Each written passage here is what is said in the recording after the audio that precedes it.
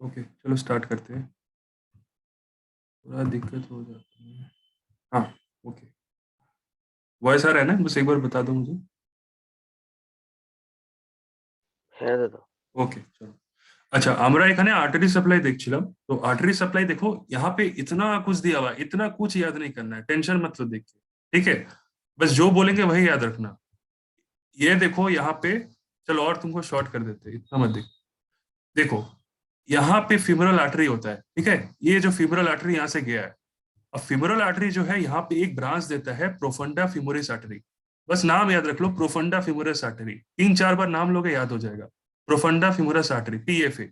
अब जो profunda femoris artery है, देखो ये दो ब्रांच देता है। एक जो ब्रांच है देखो, lateral lateral circumflex femoral artery. और एक ब्रांच देता है देखो, मीडियल सर्कमफ्लेक्स फीमोरल आर्टरी। तो एक लैटरल की तरफ सप्लाई दे रहा है, ये देखो जो लैटरल की तरफ सप्लाई दे रहा है, देखो जहां पे एरो में दिखा रहा हूं, ये देखो सब ट्रोकेंट्रिक एरिया को सप्लाई दे रहा है। सब ट्रोकेंट्रिक एरिया यानी कि जो एक्स्ट्रा कैप्सुलर है उसको सप्लाई दे रहा है। और देखो यहाँ से एक मीडियल सर्कमफ्लेक्स फीमोरल आर्टरी गया है। ये जो मीडियल सर्कमफ्लेक्स आर्टरी क्या है, ये देखो ये जो है वो नेक को सप्लाई दे रहा है। नेक को सप्लाई मतलब इंट्रा कैप्सुलर को या ट्रांस सर्वाइकल को सप्लाई दे रहा है।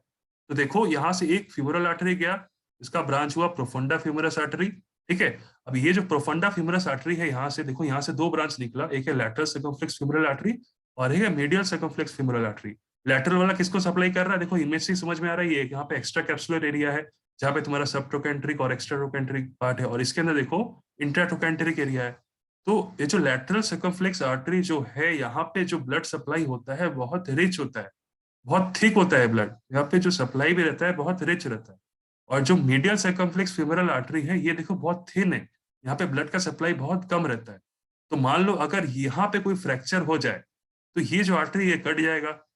कटने के बाद क्या होगा, यहाँ पे बोलो, यहाँ पे ब्लड सप्लाई नहीं मिलेगा। ब्लड सप्लाई नहीं मिलेगा तो यहाँ पे क्या होगा, अवैस्कुलर नेक्रोसिस होगा। अवैस्कुलर नेक्रोसिस होगा तो यहाँ पे जो कैंसरस बोन है वो सप्लाई नहीं होगा। वो सप्लाई नहीं होगा तो यहाँ पे क्या होगा, यूनियन नहीं होगा, यानी कि नॉन यूनियन हो जाएगा।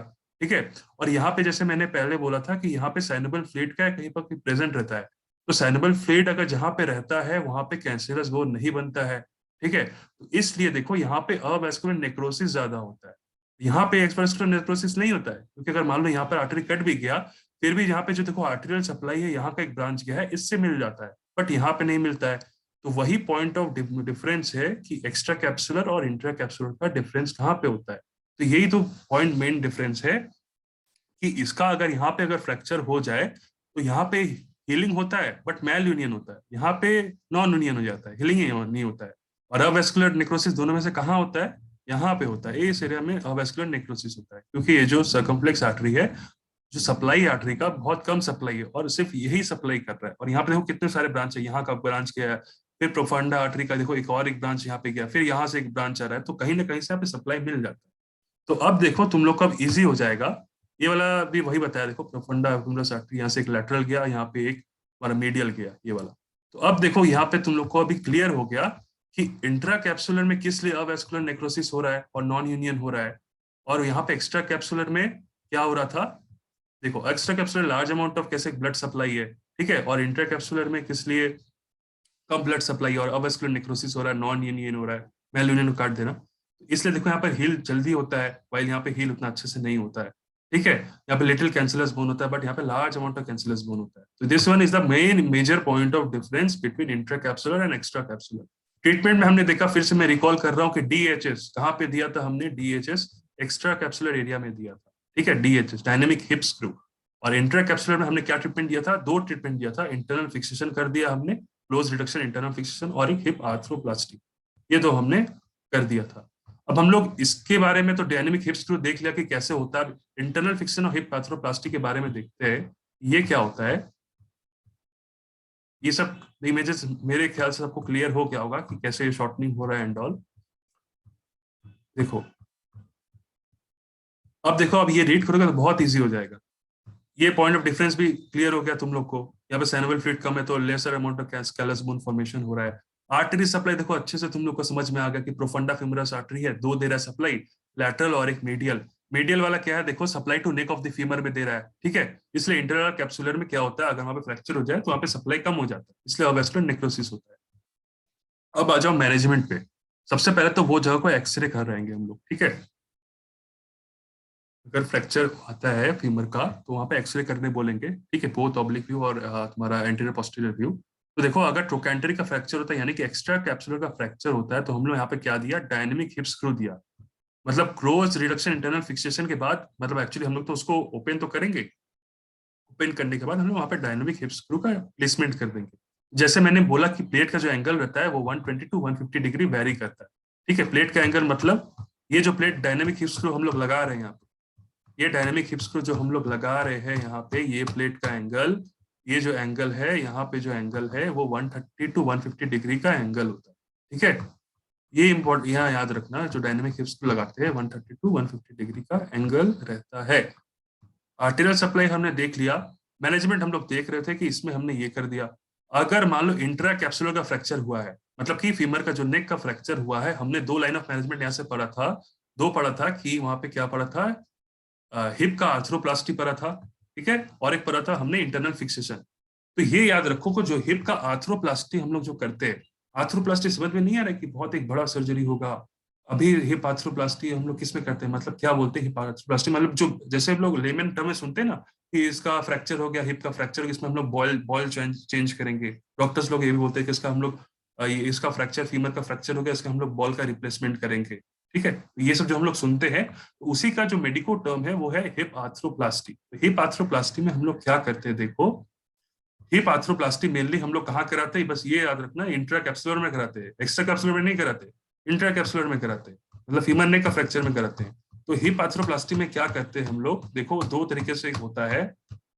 हिप आर्थ्रोप्लास्टी में हम लोग मेनली, देखो ये एक एक्सरे प्लेट का व्यू है, कैसे हमारा डायनेमिक हिप स्क्रू का प्लेसमेंट किया गया है यहाँ पे, ठीक है। कहाँ पे ये होता है, एक्स्ट्रा कैप्सुलर में होता है, ठीक है। इंटर कैप्सुलर मत लगा देना इसको, एक्स्ट्रा कैप्सुलर। देखो हिप का आर्थ्रोप्लास्टी हम लोग कैसे करते हैं, देखो hemi arthroplasty of the hip. तो देखो यहाँ पे मान लो कोई एक फीमर का, देखो नेक का फ्रैक्चर हुआ है, ठीक है, यहाँ का फ्रैक्चर हुआ, उसका बॉल सब टूट फूट गया, ठीक है। यहाँ का नहीं हुआ, यहाँ का एक्स्ट्रा कैप्सुलर आ जाएगा, यहाँ का फ्रैक्चर हुआ, तो देखो हम लोग क्या किया, एक मेटेलिक बो यहाँ पे एक बॉल प्लेस किए, ठीक है। और यहाँ का जो एसिटोपुलम जो कैविटी होता है, ये तो पता है ना कि जो फीमर का जो एरिया है, उस जो हिप का जो एरिया, उसको एसिटोपुलम कैविटी बोलते हैं। और जो शोल्डर का जो एरिया रहता है उसको हम लोग क्लिनोइड कैविटी बोलते हैं। तो ये तो सबको पता होगा। ये जो यहाँ पे जो एसिटिबुलम जो कैविटी है, ये यहाँ पे रहेगा ही, इसको हम लोग, मतलब इसको हम लोग चेंज नहीं करेंगे, एसिटिबुलम को, एसिटिबुलम जो जैसा है वैसे ही रहेगा, बट इसमें हम लोग बॉल को चेंज कर देंगे। मतलब इसी का मतलब है hip arthroplasty of the hip, ठीक है। यहाँ का जो फीमर का जो बॉल है उसको चेंज करके यहाँ पे फिट कर देंगे, क्योंकि यहाँ का फ्रैक्चर हो गया है, ठीक है। तो यहाँ पे देखो हम लोग हेमियाथ्रोप्लास्टी प्रोस्थेसिस का मतलब क्या होता है, हेमियाथ्री प्रोस्थेसिस का मतलब होता है, ये भी एक काइंड ऑफ सर्जरी है। यहाँ पे हम लोग बॉल दिए, साथ में यहाँ पे एसिटेबुलम का भी हम एक प्रोस्थेसिस लगाया है। यहाँ पे एसिटेबुलम कैविटी भी वहाँ पे रप्चर हो गया था, बट यहाँ पे हेमियाथ्रोप्लास्टी प्रोस्थेसिस में क्या हो रहा है, एसिटेबुलम को हम लोग फिट कर रहे हैं। देखो यहाँ पे देखो डिफरेंस दिया हुआ है। अच्छा, हिप रिप्लेसमेंट देखो, हेमियाथ्रोप्लास्टी में क्या दिया हुआ है, देखो यहाँ पे फिमरल हेड हमने लगा दिया, ठीक है। बॉल यहाँ पे हमने फिट कर दिया, यहाँ पे एक फीमर का एक स्टेम बैठा दिया, ठीक है। ये सारे फिमरल कंपोनेंट होते हैं, इसमें बॉल रहता है और एक फिमरल का स्टेम रहता है, ठीक है। और एक देखो, अगर इसको हम लोग स्टेम को ही नहीं लगाएंगे, सिर्फ बॉल जोड़ेंगे किससे, तुमको स्टेम तो लगाना जरूरी है, तो वाया स्टेम से मेरा बॉल कनेक्ट होता है, और इसको हम लोग अंदर को हॉलो कर देते हैं और इसके अंदर ये फिट कर देते हैं। और ये जो रिप्लेसमेंट होता है, ये बताओ इसका जो लॉन्ग लास्टिंग होता है मेनली 15 to 20 ईयर्स। डॉक्टर्स लोग भी बोलते हैं इसको हमको आफ्टर उस टाइम तक चेंज करना पड़ेगा। तो ये माइंड पे पॉइंट बना लो, अगर किसी यंग एज को होता है, 30 to 40 ईयर्स ऑफ एज को अगर ये वाला प्रॉब्लम होता है, उसका सर्जिकल नेक का फ्रैक्चर हो जाता है, ठीक है, सर्जिकल नेक का अगर फ्रैक्चर हो जाता है, तो उसमें ये हिप हेमियाथ्रोप्लास्टी अवॉइड करेंगे, क्योंकि इसका लाइफ स्पैन 15 to 20 साल ही ये टिकता है, उसके बाद फिर से हिप आर्थ्रोप्लास्टी हमको करना पड़ता है। तो मेनली ओल्ड एज को इसमें हम लोग करेंगे, यंग एज को नहीं करेंगे, क्योंकि यंग एज करेंगे, मान लो 40 साल का किसी का लेकर आया फ्रैक्चर, उसको फिर हम वो उसका लाइफ स्पैन मान लो तो अच्छा खासा ही रहेगा उस टाइम, तो 20 साल तक चलेगा, यानी 60 साल तक चलेगा, तो 60 साल बाद वो कहाँ जाएगा लड़का। तो वही बात है कि यहाँ पे हम लोग मेनली ओल्ड एज पे हिप आर्थ्रोप्लास्टी करते हैं, और डिसीजन भी हिप ओल्ड एज में ही लेते हैं। और तब हम लोग यंग एज में क्या करेंगे, यंग एज में हम लोग क्लोज रिडक्शन इंटरनल फिक्सेशन करते हैं, हम लोग आते हैं ऊपर में। तो देखो यहाँ पे एक एसिडोबुलम कंपोनेंट हमने यहाँ पे बैठा दिया, ये होता है टोटल हिप रिप्लेसमेंट में, ठीक है। ये होता है हेमी, ये होता है टोटल। तो टोटल का मतलब ही है कि इसमें एसिटेबुलम का एक कंपोनेंट रहेगा। और अगर जहाँ पे देखोगे कि हेमी आर्थ्रोप्लास्टी है, यहाँ पे एसिटेबुलम का कंपोनेंट नहीं रहेगा, ठीक है। ये पॉइंट क्लियर हुआ सबको। है दादा। है दादा। ओके, तो देखो यहाँ पे इंटरट्रोकेंट्री का फ्रैक्चर दिया हुआ है, एक इमेज है यहाँ पे, देखो इंटरट्रोकेंट्रिक एरिया का फ्रैक्चर है। हेड ऑफ द ह्यूमर देखो यहाँ पे दिया हुआ है, मतलब नॉर्मली यहाँ पे नॉर्मल इमेज है। यहाँ पे देखो क्या हुआ, यहाँ पे देखो फीमर का नेक हेड का फ्रैक्चर हो गया है, नेक का फ्रैक्चर हो गया। देखो फ्रैक्चर हुआ, देखो यहाँ पे तो ब्लड सप्लाई देखो हैम्पर हो गया है, देख रहे हो? तो देखो ये इसका कलर देखो ब्लूइश थोड़ा हो गया, यानी कि अवेस्कुलर नेक्रोसिस हो रहा है। ठीक है, बस यही यहाँ पे इमेज डिनोट करता है। ठीक है, देखो यहाँ पे ब्लड सप्लाई ही नहीं हो रहा है, बट ये जो ब्लड सप्लाई है फिर भी ये बहुत इनसफिशियंट है, ज्यादा ब्लड सप्लाई नहीं हो रहा है, इसलिए देखो यहाँ पे अवेस्कुलर नेक्रोसिस हो रहा है। तो यहाँ पे क्या होगा, यूनियन नहीं होगा, ठीक है, नॉन यूनियन होगा। ये इंटरकैप्सुलर फ्रैक्चर का ही इमेज है। तो हमने इतना सारे इमेजेस से ये समझ लिया कि इंट्राकैप्सुलर फ्रैक्चर और एक्स्ट्रा कैप्सुलर फ्रैक्चर का डिफरेंस कहाँ पे होता है। ये मेनली देखो नॉर्मल हील फ्रैक्चर, जैसे मैंने लास्ट डिस्कशन में डिस्कस किया था कि कितने स्टेजेस होते हैं, कितने स्टेजेस होते हैं बताओ तुम लोग, लास्ट क्लास में हमने डिस्कस किया था।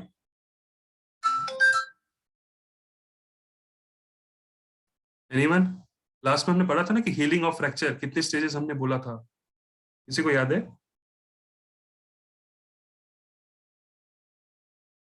हमने 5 स्टेजेस पढ़ा था ना, 5 स्टेजेस। अगर तुम लोग रिकॉल करोगे आज ही पीडीएफ जाके देखना, वो जो पीडीएफ जो फ्रैक्चर का है उसमें फिर से तुम लोग पढ़ना कि फ्रैक्चर का हीलिंग कैसे होता है। वो 5 स्टेजेस से हीलिंग होता है। ठीक है, हेमाटोमा, पहले तो हेमाटोमा जो मैंने बताया था, फिर ग्रेनुलर टिश्यू का फॉर्मेशन हो रहा है, फिर कैलस का फॉर्मेशन हो रहा था, फिर उसके बाद क्या होता है, कैलस का फॉर्मेशन होने के बाद क्या होता है, यहाँ पे देखो रीमॉडलिंग होने लग जाता है, ब्लड सप्लाई फिर से पहले जैसा हो जाता है। तो यहाँ पे ये बोला गया है।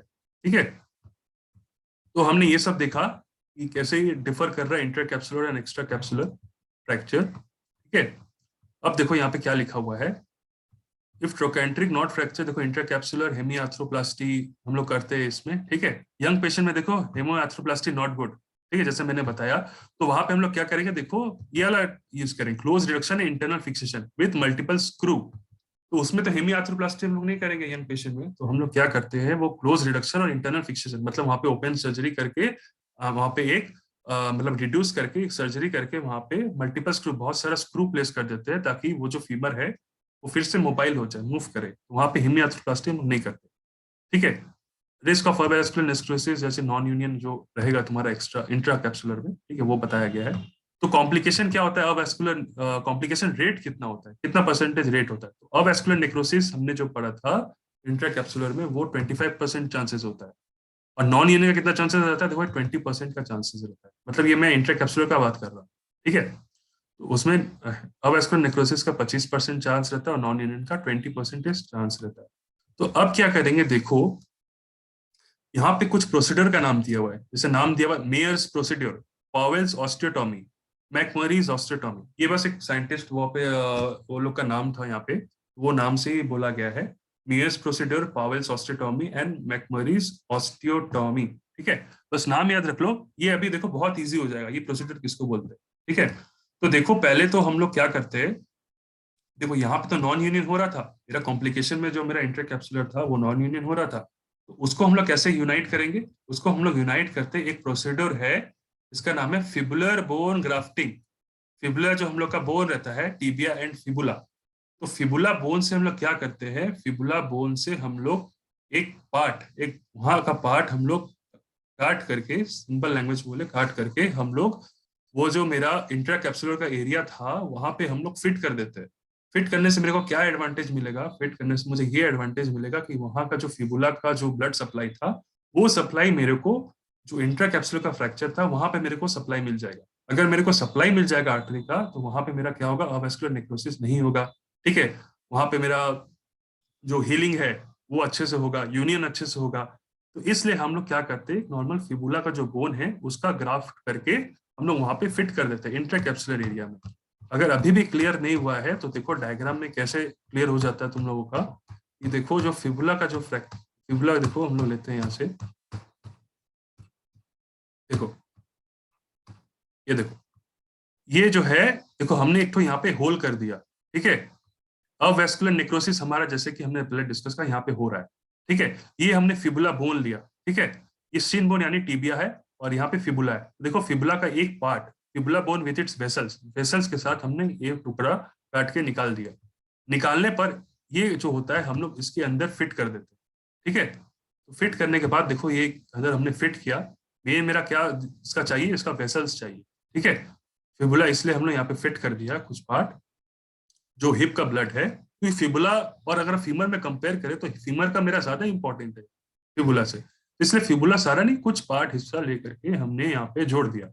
Hip blood vessels attach to the fibula bone, इसलिए क्या होता है देखो फिबुला अटैच किया इसके अंदर, और इसका जो ब्लड सप्लाई है इसको यहाँ पे, इसको अब यहाँ पे यहाँ पे यहाँ पे यहाँ पे अब इसको ब्लड सप्लाई मिलेगा। ब्लड सप्लाई मेरे को मिलेगा तो यहाँ पे क्या होगा, नेक्रोसिस नहीं होगा, मेरा टिश्यू जिंदा रहेगा, कैलस का फॉर्मेशन होने लग जाएगा, ठीक है, और मेरा यूनियन में हेल्प हो जाएगा। तो ये तो पहला मेरा टेक्निक दिया कैसे हम लोग कॉम्प्लिकेशन को ट्रीट करेंगे, ठीक है। अब आते हैं दूसरा पॉइंट,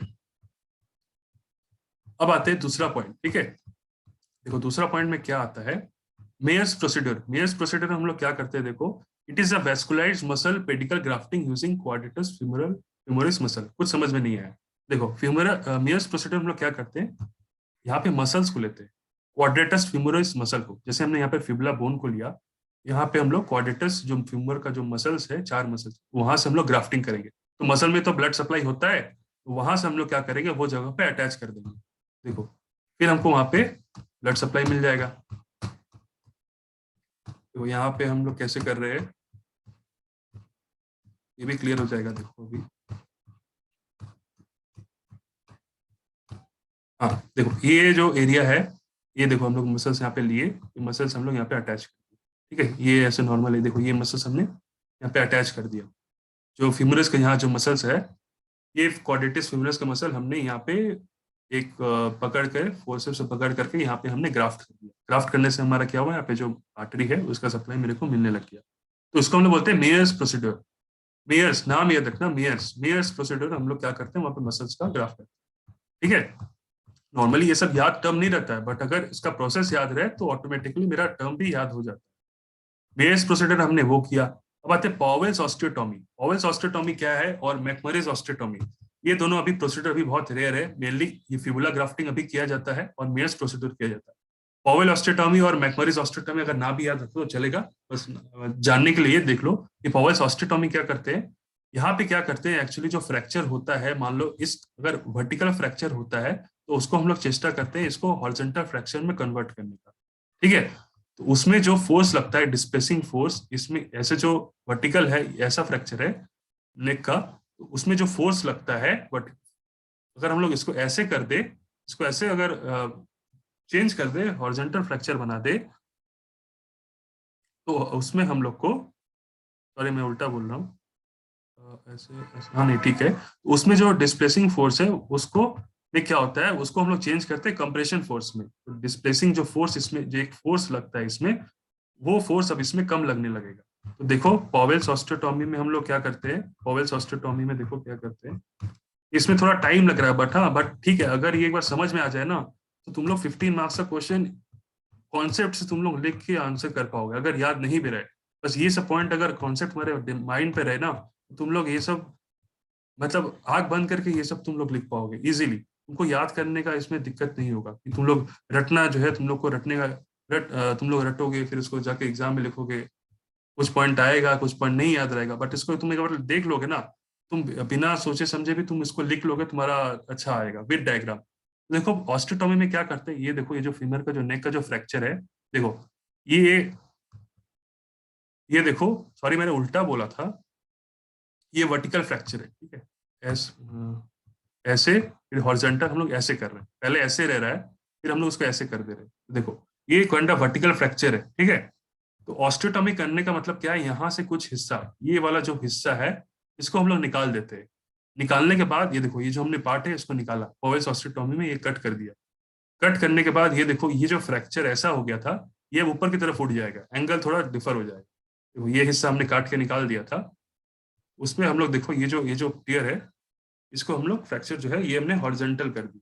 हॉरिजॉन्टल करने का ये फायदा है कि जो फोर्स रहता है, प्रेशर रहता है, ऐसे लगने में जो वेट का जो प्रेशर लगता है बॉडी का, इसमें थोड़ा कम लगेगा, ठीक है। और देखो अगर ऐसे फोर्स लगे, तुम लोग अगर ऐसे भी देखो, अगर ऐसे फोर्स लगे तो इस पॉइंट पे ज्यादा प्रेशर लगेगा, ठीक है, ये और टूटने का और चांसेस रहेगा। बट अगर यहाँ पे ऐसे अगर इस तरह फोर्स लगे, तो ये तो और, ये तो देखो ये तो फ्रैक्चर होने का चांसेस और कम हो गया ना। ये तो देखो यहाँ पे इसको सपोर्ट मिल रहा है, बट यहाँ पे तो इसको कोई सपोर्ट ही नहीं मिल रहा है, इस एंगल पे। तो देखो पॉवेल्स ऑस्टेटोमी ने कैसा इतना अच्छा एक निकाला फ्रैक्चर का टेक्निक। अभी हालांकि यूज नहीं होता है, बट फिर भी उन्होंने एक प्रोसीजर निकाला कि जो हॉरिजॉन्टल जो फ्रैक्चर हो रहा है, सॉरी जो वर्टिकल फ्रैक्चर हो रहा है, उसको हॉरिजॉन्टल में कन्वर्ट कर देते हैं इस प्रोसीजर से, इस टेक्निक से। लास्ट में है देखो मैकमरीज ऑस्टेटोमी, ये भी एक काइंड ऑफ ऑस्टेटोमी टेक्निक है, बट ये भी यूज नहीं होता है। ठीक है, तो ये हमारा कंप्लीट हुआ फीमर का फ्रैक्चर। ये अगर आया तो प्लस पॉइंट रहेगा। ठीक है, अगर आ गया फीमर का फ्रैक्चर, क्योंकि इस ईयर फीमर का फ्रैक्चर नहीं आया और ह्यूमरस का फ्रैक्चर नहीं आया, ऑल्टरनेटिवली हर ईयर ये सब क्वेश्चन आता है और कॉलेज में अच्छे से पढ़ाते भी नहीं है ये सब टॉपिक। तो ये क्या है, अब सबको समझ में आया कि नहीं, ये मेरे को बताओ। फीमर का फ्रैक्चर, फीमर का नेक का फ्रैक्चर। हाँ हाँ भाई। सबको क्लियर है या कुछ पॉइंट ऐसा है कि और एक बार डिस्कस करना है तो बोल, तो मैं डिस्कस कर देता हूँ, कोई दिक्कत। দাদা এই যেখানে বোনটা কাটলো যেখানে, হ্যাঁ হ্যাঁ হ্যাঁ এটাতে লেগের মানে হাইটটা কমে যাবে তো? হ্যাঁ, হাইটটা কমে যাবে, কিন্তু একটা কি, হাইটটা তো কমবেই মানে কোনো নিশ্চয়ই। একটা পার্ট যদি কেটে বাদ দেওয়া হয়। হ্যাঁ, না জাস্ট দেখো আমরা অতটা কাটছি না, হ্যাঁ দেখো অতটা কাটছি না, বাস একটা জাস্ট অ্যাঙ্গেলটাকে চেঞ্জ করার জন্য কিছু একটা অংশটা পার্টটা আমি বার করে দিচ্ছি। ঠিক আছে, देखो यहाँ पे लिखा हुआ है degree of osteotomy required is estimated and guide pin is inserted in a proximal fragment. তো এখানে একটা গাইডেড পিন দিয়ে দিলাম সাপোর্টের জন্য। তো জাস্ট একটা কিছু একটা অংশ পার্টটা জাস্ট অ্যাঙ্গেলটাকে চেঞ্জ করার জন্য কিছু একটা পার্ট আমি বার করে দিলাম। বার করার পর এটা আবার আমি স্ক্রু দিয়ে ফিক্স করে দিলাম। তো দেখো এই জাস্ট অ্যাঙ্গেলটা চেঞ্জ হয়ে গেল, যে ভার্টিক্যাল ছিল এটা হরিজন্টাল হয়ে গেল। তো ওই ফোর্সটাকে আমি চেঞ্জ করছি, যেটা আমরা দেখলাম না উপরে, যে এই যে আমরা এটা দেখলাম এই পয়েন্টটা, এখানে কি করা হচ্ছে দেখো, এটাকে চেঞ্জ করছি, মানে এই ডিসপ্লেসিং ফোর্সটাকে কম্প্রেসিভ ফোর্সে নিয়ে আসছি। কম্প্রেসিভ মানে কম্প্রেশন, বুঝতে পারছো, এই জায়গায় কম্প্রেশন হবে। ঠিক আছে, এই জায়গায় এই যে চেঞ্জ হলো অ্যাঙ্গেলটা, এই জায়গা কি হবে, কম্প্রেশন হবে। এই জায়গা কম্প্রেশন হবে, এখানে তো কম্প্রেশন হচ্ছে না, এটা তো আরো ভেঙে যাবে। सपोर्टेर जন্য एक जगह डिस्प्लेसिंग, डिस्प्लेस माने की होच्छे इस जगह डिस्प्लेस हो जाच्छे, अलग हो जा रहा है। बट यहाँ पे क्या हो रहा है, यहाँ पे कंप्रेसिव लग रहा है, कंप्रेसिव होने से ये जगह डिस्प्लेस नहीं होगा। मेन पॉइंट ये एटाई আছে। तो আচ্ছা, আর একটা ইয়ে ছিল যে মানে আমার দেখাচ্ছে না যেখানে যখন নেক ফ্র্যাকচার হচ্ছে তখন ওখানে মেটাল রড ঢোকানো হচ্ছিল। হ্যাঁ হ্যাঁ হ্যাঁ তো আমাদের বোনের নিউট্রিশন তো মেন ভিতরে মানে বোন ম্যারো আর ব্লাড সাপ্লাই দিয়ে যায়, তো ওখানে হ্যাঁ বোনটা তো হলো হয়ে যাচ্ছে সেখানে, হুম। তাহলে ওটা প্রবলেম হবে না পরে? মানে এই যে রিপ্লেস করছে এই জায়গা, হ্যাঁ এই যে হ্যাঁ এখানটা এই যে মানে হলো হয়ে যাচ্ছে তো ভিতরটা তাহলে। হ্যাঁ হ্যাঁ এই জায়গাটাও হলো করছি, কিন্তু এখানে ওই ব্লাড সাপ্লাই জন্য আমরা ওটা দেখলাম না কি, ধরো আমি এখানে দেখলাম এই যে নেক্রোসিসকে কিভাবে আমরা প্রিভেন্ট করছিলাম, ওটা একটু হ্যাম্পার হবে, ওটা যে ব্লাড সাপ্লাই আছে। কেন কি এটা আমরা দেখলাম হেমিআর্থ্রোপ্লাস্টি মেনলি 70 ইয়ার্স এজ অফ গ্রুপে আমরা দেখলাম। ঠিক আছে, এই জায়গাটা একটু তো হ্যাঁ ব্লাড সাপ্লাই হ্যাম্পার হবে, কেন এটা তো আমরা আর্টিফিশিয়াল ফিট করছি, কিন্তু এখানে তো আবার ইউনিয়নে কোনো তো চান্স নেই, কেন কি এই এজে এখন ইউনিয়নে হ্যাঁ চান্স নেই। তো আমরা ইউনিয়নে চান্স না করার জন্য আমরা তাই জন্য একটা আর্টিফিশিয়াল রিপ্লেস করছি। ঠিক আছে, এখন তো আমার ইউনিয়ন হবে না, ঠিক আছে, তাই জন্য আমরা আর্টিফিশিয়াল দিচ্ছি, আর্টিফিশিয়াল ইউনাইট করছি। আর হচ্ছে ওই যে ফিবিউলে এটা ইয়ে করা হয়েছিল ওখান থেকে কেটে নিয়ে এখানে লাগিয়েছিল। হ্যাঁ হ্যাঁ হ্যাঁ এটা হ্যাঁ এইটা কি মানে ফিবিউলাটা কেটে দেওয়ার পরে রেখে এরকম রেখে দেওয়া হয় ফিবিউলাটা না আধা? না না অ্যাকচুয়ালি কি হয় না, ফিবুলার একটু কিছু একটা পার্টটা, যেহেতু হ্যাঁ এখানে আমার জাস্ট একটা কিছু না কিছু একটা ব্লাড সাপ্লাই দরকার আছে। ঠিক আছে, হুম তো হুম। তাই জন্য ফিবুলা যে ব্লাড সাপ্লাই ভেসেলস, ফিবুলা কেন সিলেক্ট করলাম, যেহেতু ফিবুলা একটা বেশি ভাসলে আছে। হ্যাঁ বেশি মানে একটু ভ্যাসকুলার, ঠিক আছে পয়েন্ট অফ ভিউ আছে, কিন্তু এটার যেহেতু টিবিয়া আমাদের ফ্যান্স আছে, কিন্তু কোনো অপশন নেই আমার, আর কোথায় দিয়ে নেবো কোনটা, তো তাই জন্য আমরা ফিবুলা না একটা ছোট, ফিবিউলাটাকে এরকম রেখে দেওয়া হবে এখানে আধা মানে এরকম যতটা পার্ট ফাঁকা এখানে? হ্যাঁ ফিবুলাটা এরকমই রাখা হয়ে যাবে। আর ধরো এখানে কিছু একটা রড দিয়ে বা কিছু একটা গ্রাফট করে দিলাম টেম্পোরারিলি, বা পার্মানেন্টলি কিছু একটা গ্রাফট করে দিলাম। আর এই যে পার্ট আছে পুরোটা নেবো না, কিছু একটা পার্ট নেবো আর এই জায়গা হ্যাঁ ফিট হ্যাঁ করে দেবো। তুমি দেখবো মানে যখন এই সার্জারিটা যখন বা হয়, বা মানে আমি তো সেরকম কোথাও এরকম জানি না বা দেখিনি কোথাও, কিন্তু জাস্ট পড়তে গিয়ে এটা বুঝলাম আর কি, যেটা করা হয় পুরোটা না, জাস্ট একটা কিছু একটা অংশটা, মানে আমার তো মেন একটা ভেসেলস দরকার, ভেসেলস এর সাপ্লাই হুম। দেওয়ার জন্য। আর এখানে কতটা ভেসেলস লাগবে, কতটা ভেসেলস লাগবে না প্রফিউজলি, তো যেহেতু কিছু একটা সাপ্লাই জন্য আমরা এখানে নেক্রোসিস প্রিভেন্ট করার জন্য এখানে সাপ্লাই দিচ্ছি। তো ফার্দার এটা নিয়ে কোনো কমপ্লিকেশন ক্রিয়েট হবে না দাদা? যেহেতু এটা একটা পার্ট পুরো কেটে নিচ্ছে। কমপ্লিকেশন দেখো ক্রিয়েট যদি হয়, এর থেকে কোনো বড় কমপ্লিকেশন আরো ক্রিয়েট হতে পারে। আমার তো এটা তো বাঁচাতে হবে, মেন ফিমারটাই তো আমার বিগ লং লং বোন, মানে এটা তো আমার, যদি আমি ফিবুলা বা এটা কম্পেয়ার করি আমাকে তো মেন এটাই বাঁচাতে হবে। এটা তো less function as compare to আমার যে ফিমারে, এটা আমার তো ফিমারই। তো আমরা এটা না দেখে এটাকে যদি না বাঁচাই তাহলে তো এর খুবই কমপ্লিকেশন এখানে বেশি হবে, এখানে ক্ষেত্রে অতটা কমপ্লিকেশন হবে না। এটা টেম্পোরারি কিভাবে মানে ম্যানেজ করা যাবে, বা মানে কোনো একটা তোমার ফিক্সেশন বা কোনো রড দিয়ে ফাদার। কিন্তু এই এই তো আমার মেন মেন আছে, মেন বোন ফিমারটা, আমাকে তো ফিমার বাঁচাতে হবে। যতটা এখানে কমপ্লিকেশন না হবে এতটা এখানে কমপ্লিকেশন হবে। জাস্ট আমরা পেশেন্টকে মানে ঠিক মানে মানে লাইফটা ঠিকঠাক লাইফস্টাইল করার জন্য বাস এখানে আমরা মেনটা ইউজ করছি। কমপ্লিকেশন তো থাকবেই, কিছু একটা পুরো প্রবলেম থাকবে।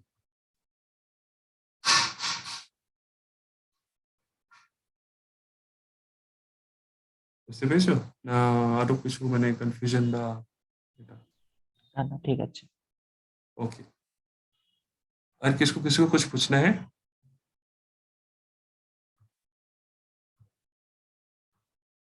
क्लियर तो? ओके হ্যাঁ দাদা। ओके चलो। अब कॉलेज फ्रैक्चर, अच्छा अभी এখন এনার্জি আছে না মেন্টালি পুরো এক্সহস্টেড জিজ্ঞেস করে নিচ্ছি। আমি এক্সস্টেড। আর বাকি এক্সস্টেড। এক্সহস্টেড, আচ্ছা ওকে। এটা বাকি অনেকটা লোক? বড় টপিক ছিল। হ্যাঁ হ্যাঁ হ্যাঁ, বাকিরা? আমি ভেবেছিলাম কি না এটা পুরোটা হয়ে যাবে, কিন্তু মানে এক্সপ্লেন করার জন্য মোটামুটি অনেকটাই টাইম লেগে গেল। ओके नो इशू, मैंने जितना भी पढ़ेंगे, हाँ बस। हाँ जितना भी डिस्कस करेंगे वो एटलीस्ट याद होना चाहिए। ज्यादा डिस्कस करेंगे वो चीज सबरा घिटे घिटे जाए। तो ठीक है, आज इतने ही तक रखते हैं। तो नेक्स्ट में कोलिस फ्रैक्चर और ह्यूमरस फ्रैक्चर, छोटा कोलिस छोटा है, ह्यूमरस भी ज्यादा बड़ा नहीं है, छोटा ही है, तो उसको डिस्कस कर लेंगे। तो ठीक है, बस एक यही रिक्वेस्ट है, बस एटलीस्ट 50 मिनट्स टाइम निकाल करके देखना, ठीक है? सबको बोल रहे हैं, वैशाली, रजत, राजेंद्र, शुभम, হ্যাঁ দাদা। सुष्मिता, तानिमा।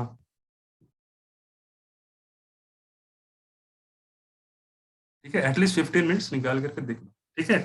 और अगर मान लो कुछ कंफ्यूजन होता भी है तो जब नेक्स्ट डिस्कशन होगा तो তোমরা জিজ্ঞেস করে নেবে, হ্যাঁ? যদি আমি বলতে পারি ভালো, যদি না বলতে পারি আমি আবার দেখে পড়ে বলবো তোমাদের, ঠিক আছে? হ্যাঁ দাদা। ओके चलो अब एंड करते हैं, हाँ।